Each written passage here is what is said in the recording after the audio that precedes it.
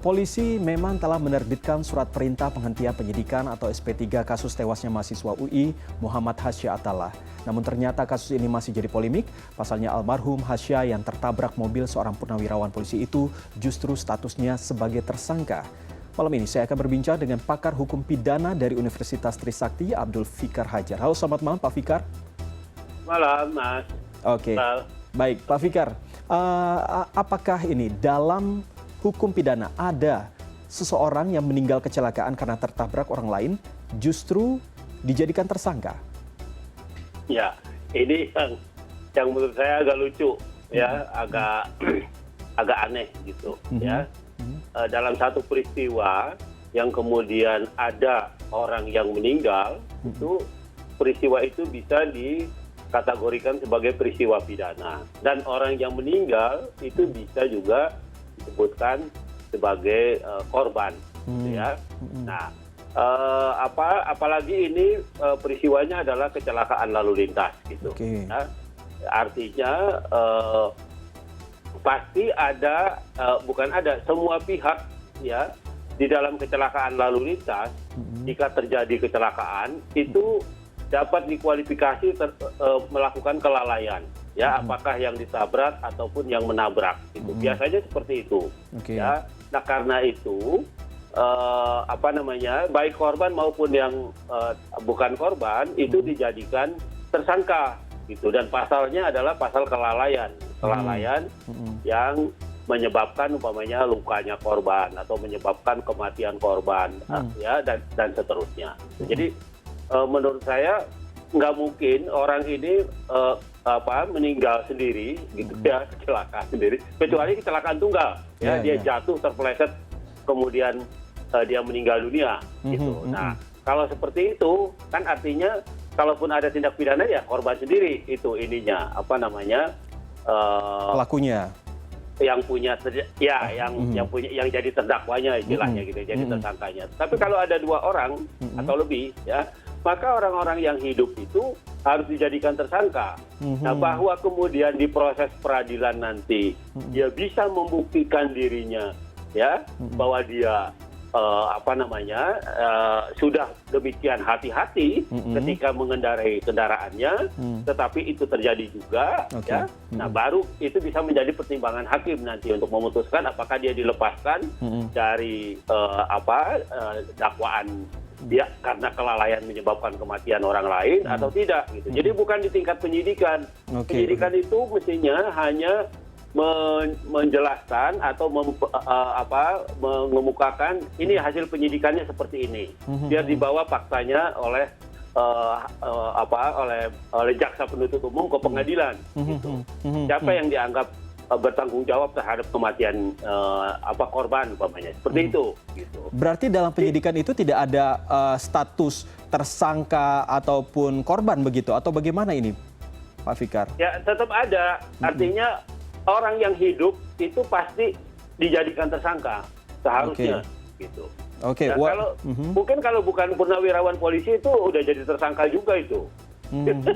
Ya, mungkin seperti itu, gitu. Nah, mestinya, ya, dalam satu peristiwa kecelakaan lalu lintas itu seperti itu.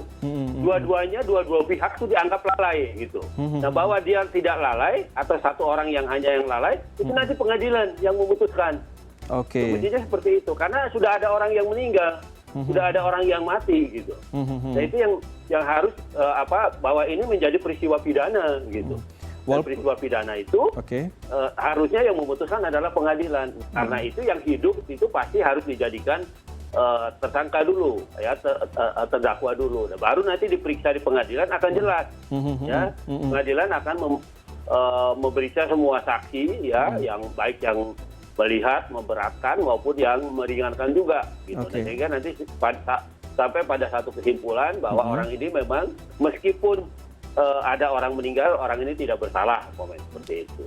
Pak Fikar, ini juga pihak kepolisian akhirnya untuk demi keadilan, terutama untuk pihak keluarga dari mahasiswa UI sendiri, ini akhirnya akan mengajak dari ahli otomotif dan juga dari transportasi untuk bisa berembuk dan juga bisa nantinya menyimpulkan apa yang terjadi. Nah, responnya bagaimana ini, Pak?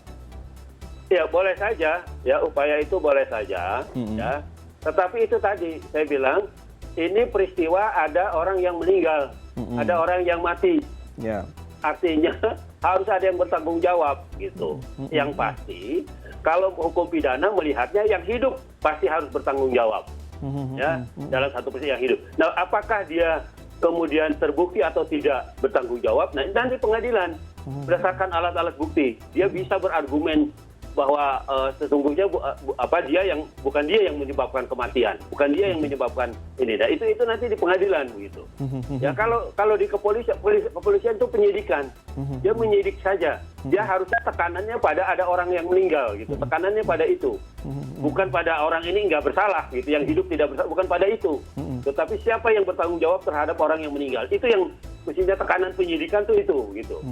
Tapi baru nanti yang dibawa di pengadilan, orang itu bisa berargumen bahwa saya atau bisa membela diri bahwa saya melakukan ini karena umpamanya terdakwa yang nabrak dan sebagainya dan sebagainya. Itu yang seharusnya terjadi seperti itu. Oke.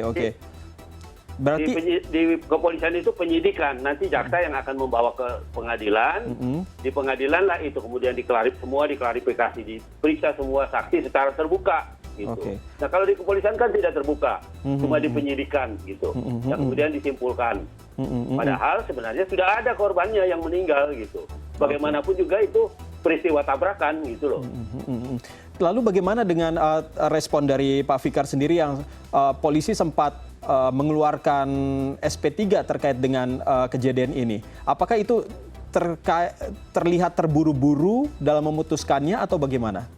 Iya, kalau menurut saya ini terburu-buru, ya, terburu-buru tanpa pertimbangan yang matang gitu. Seharusnya dikaji lebih dalam, ya, kemudian tetap dibawa ke pengadilan. Biar pengadilan lah yang memutuskan, begitu mestinya. Ya, nah karena itu terhadap SP3 ini, menurut saya keluarga korban bisa mengajukan pra-peradilan, minta kepada pengadilan untuk dibuka kembali, ya, persidangannya. Nah, di pra-peradilan itu nanti akan dijelaskan bagaimana peristiwanya, siapa yang bersalah, siapa yang melakukan ketidaksengajaan dan kelalaian dan sebagainya. Tapi yang intinya begini sebenarnya, dalam peristiwa lalu lintas, ya, semua pihak baik penabrak maupun yang ditabrak itu dua-duanya lalai gitu. Mestinya seperti itu ininya, asumsinya gitu. Nah, bahwa kelalaiannya itu bisa dimaklumi atau ada alasan penghapusnya, nah itu nanti pengadilan yang memutuskan gitu. Bukan di tingkat penyidikan gitu. Ini menarik sekali, Pak. Jadi jika ini kalau misalnya ini ibaratnya saya ketika saya sudah melakukan mengendari kendaraan dengan baik dan juga benar sesuai dengan lintasan saya dan mentaati segala peraturan yang ada, tetapi ketika ada seseorang yang justru tidak misalnya tidak hati-hati dan mungkin saja sedang musibah begitu, akhirnya mengenai kita juga dan akhirnya meninggal, otomatis saya juga jadi tersangka begitu, Pak? Mestinya iya. Nanti pengadilan yang mengklarifikasi. Betul nggak peristiwa itu? Kalau diselesaikan di tingkat penyidikan, ya itu tidak semua orang tahu. Kalau di pengadilan itu terbuka, semua diperiksa saksi-saksinya. Siapa yang menyatakan dia melihat, siapa yang menyatakan dia melihat tertabrak atau apa segala macam, itu akan terbuka semua. Gitu. Nah, itu satu. Yang kedua, kalau begini kan tidak bisa dihindarkan prasangka yang kurang baik terhadap polisi. Kan begitu, ya kan? Apalagi umpamanya penabraknya purnawirawan purnawirawan polisi juga gitu. Nah, itu kan akan menimbulkan prasangka yang macam-macam gitu. Menurut saya dibawa aja ke pengadilan. Kalau memang tidak bersalah, jangan takut. Nanti pengadilan akan memutuskan tidak bersalah gitu, akan membebaskan gitu. Nah, itu menurut saya seperti itu seharusnya. Karena ini ada orang mati, ada orang yang meninggal gitu. Nah, karena itu menurut saya harus dibawa ke pengadilan tetap yang hidup itu dijadikan tersangka. Karena itu tadi saya bilang asumsinya dalam kecelakaan lalu lintas, baik penabrak maupun yang ditabrak, asumsinya dia lalai. Dia tidak membawa kendaraan dengan hati-hati. bahwa kemudian terbukti nanti di pengadilan si pengendara itu sudah pada tracknya, pada jalannya, ya sudah benar dan orang lain atau si korban itu yang menabrak, nah itu nanti biar pengadilan yang memutuskan, begitu loh.